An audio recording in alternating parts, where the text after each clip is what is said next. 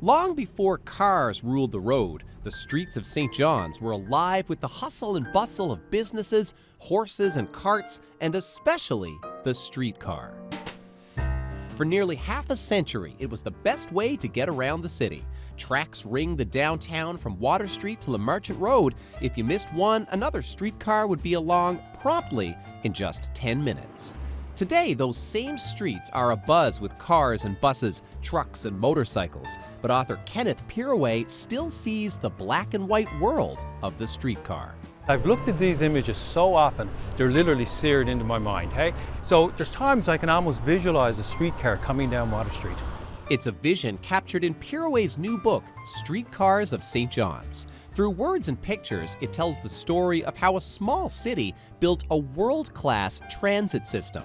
We built our streetcar system at the same time as San Francisco, Boston, New York, Vancouver, Toronto, Montreal, Chicago, all these great cities in North America. In 1900, St. John's was on par with those cities.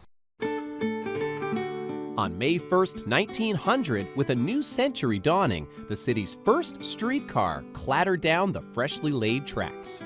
So literally hundreds of people, little children, old, young alike, came out to see this new form of transportation. And it was marvelous, it was wonderful. Citizens had not seen the like of it before. I mean, the streetcar was just fascinating is the only word I can come to mind. It's a feeling that Sally Kelly remembers well.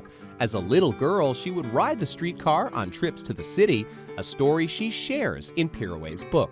It was a thrill, just a thrill to know that I'm on one of these machines. You had to get up those high steps. For me, it was like climbing a mountain.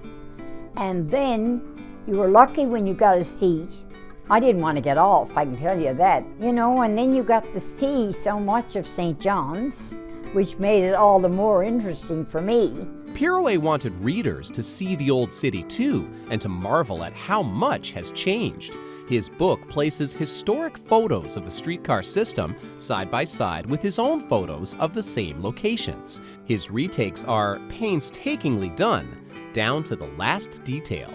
I actually took the original picture, well, a little small copy of it, and I would stand precisely as best I could on the exact spot where that original shot was taken. It really sounds like the whole thing was a labor of love for you, Ken. I would describe it as a labor of love without the labor, because it was fun. The streetcars ran until 1948, the year before Confederation.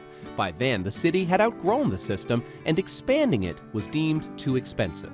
But a few years later, a successor to the streetcar appeared. Metrobus exists directly today because of our streetcar system. Of course, public transit had to continue in some way, shape, or form. So buses were brought in after the streetcar system, but then Metrobus itself was formed in 1957, and it still exists to this day. Some of the streetcar track still exists too, buried under the pavement. But sometimes road work will uncover a few rails and remind us of what used to be. Streetcars of St. John's is both a record of and tribute to a fascinating chapter in local history. Pieroway says he didn't write it for the money. In fact, he's donating his royalties from the book to cancer research. Rather, he did it to tell a story that was too good to stay buried. A story that gives you a new way to see the city, just like a ride on the streetcar. Many of the original scenes that are in my book show places, pieces, parts of St. John's that still exist. So it's worth coming here. Zach Gowdy, CBC News, St. John's.